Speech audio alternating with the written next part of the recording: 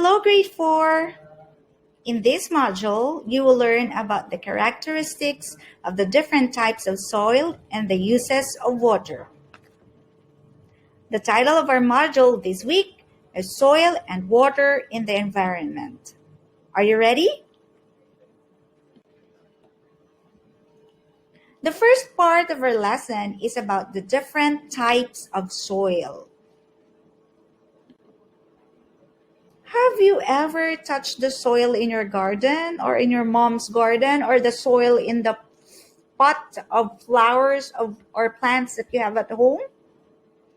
The soil contains all the nutrients needed by the plants to grow, develop, and survive. Some areas, particularly their respective habitats, such as desert, have very poor soil. Have you seen a desert? Yes, this is how a desert looks like. In this particular location, it is a different complex for plant life to take hold. However, in rainforests like this, there is also poor soil. Why? Simply because most of the nutrients are already within the living things. So what makes soil different from each other? Let us find out. First, we will discuss about the sandy soil.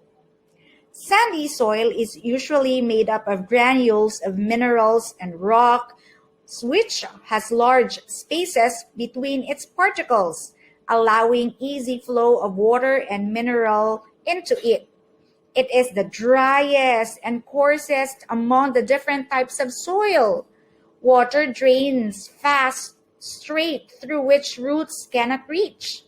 Plants do not have the chance of using the nutrients because they are swiftly carried away by the runoff. Growing root vegetables like carrots and parsnips grow well in sandy soil. Cactus, aloe vera, and oregano grow well in sandy soil too. Have you seen a soil like this? Yes, that is a clay soil. Clay soil basically has small particles with little space in between, which makes it bad for growing things because it has no drainage, which water tends to not to be able to escape, and it is difficult for the root system to break through with its layer. Shallow-rooted trees like pear trees and vegetables like broccoli and cabbages are likely to thrive in the soil as it holds moisture better than sand. Now, a moistened soil or a moistened clay soil feels sticky, rolls up easily, and can form into a ball or like pots that they're making or any shape that you want it to. When clay soil is dry, it is hard. It becomes hard. When it is wet, it feels sticky. Now, this is what you call the silty soil or silt. Silty soil is one of the most fertile soils. It has smaller particles that are smooth to touch, but when moistened, they are soapy to touch. When you roll it into your fingers, the dirt is left in your skin or on your skin. It is rich with nutrients and has good drainage for water and minerals. It is slightly smaller in size than sandy soil, but quite similar in composition as it contains more minerals and nutrients. It is generally quite dark and pungent, and it is excellent for planting almost everything. That is silty soil. But this one, I know that this is a common type of soil that we can see in our gardens. This is loamy soil or loam soil. Loamy soil is made up of different types of soil with varying amounts mixed together. It holds water well because of the heavy grittiness given from the sand with good drainage so the water does not build up too much and rot plant roots at the same time. Loamy soil is the ideal soil for gardening and can be bought at leading supply stores. So you can buy loamy soil for your gardens. Now look at that beautiful photos in your screen. A variety of plants grow in loam soil, including fruits, vegetables, and flowers. Example of these are beets, apples, beans, strawberries, and bell peppers, and of course, almost any type of vegetables and flowers. But look at that. Isn't it sad when we see things like this? Garbage everywhere?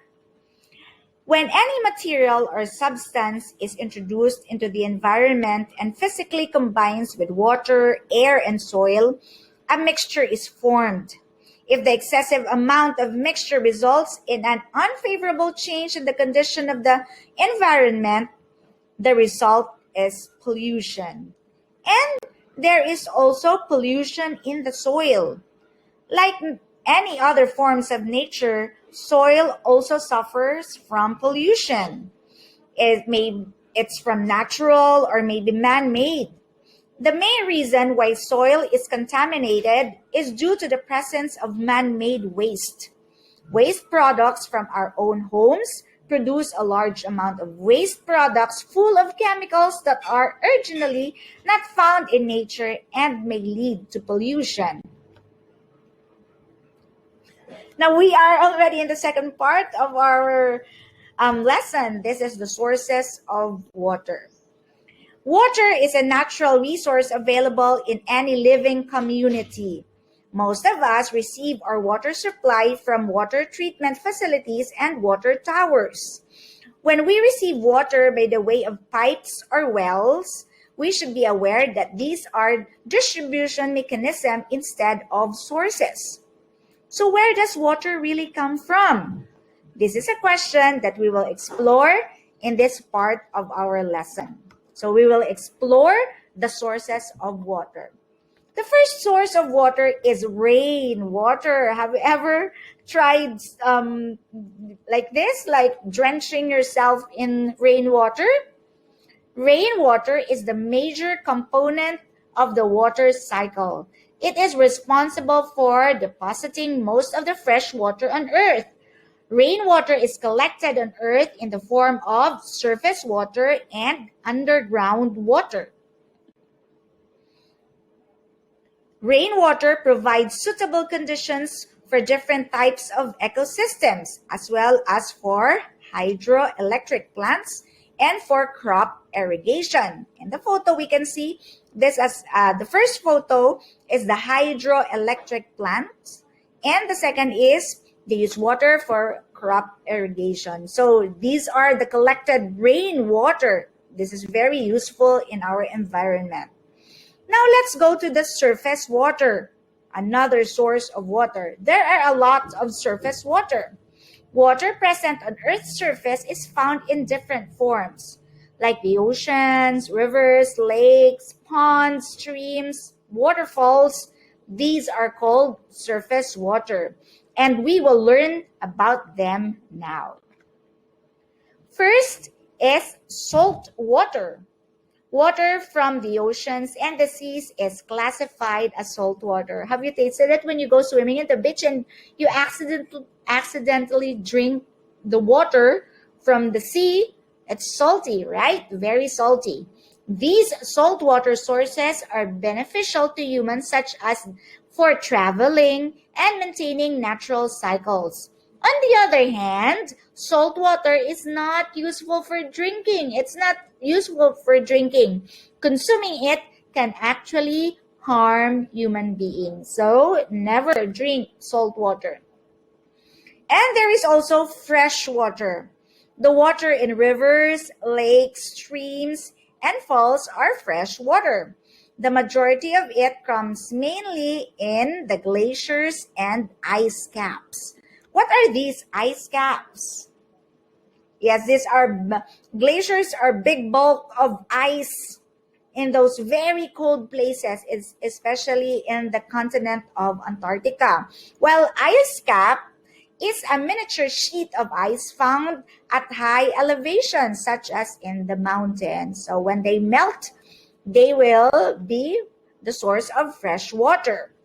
Underground water. Some of the rainwater seeps through the soil onto the non-porous rock below. This is called underground water. So when it's raining, the rainwater will go down underground. Sometimes, due to high pressure, this water sprouts out in the forms of springs.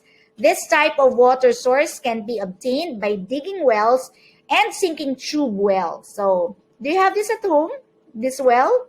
You will put something that you have to dig so that you can obtain water from it.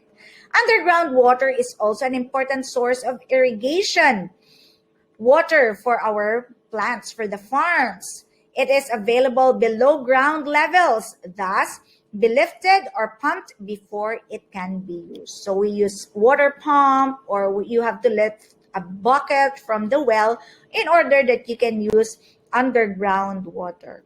So you know now that water is very important. Water has many uses. Plants need water in order to grow. People and animals, of course, need water for drinking and a lot of things that we can get from water. So soil and water, these are very important in our life. This is given to us by God for free. We don't have to pay for this. All we have to do is to take care of our environment so that we have good quality of soil and good quality of water that we can use for our life. Thank you very much, grade 4, for studying with me, for listening, and I hope that you have learned something in this presentation.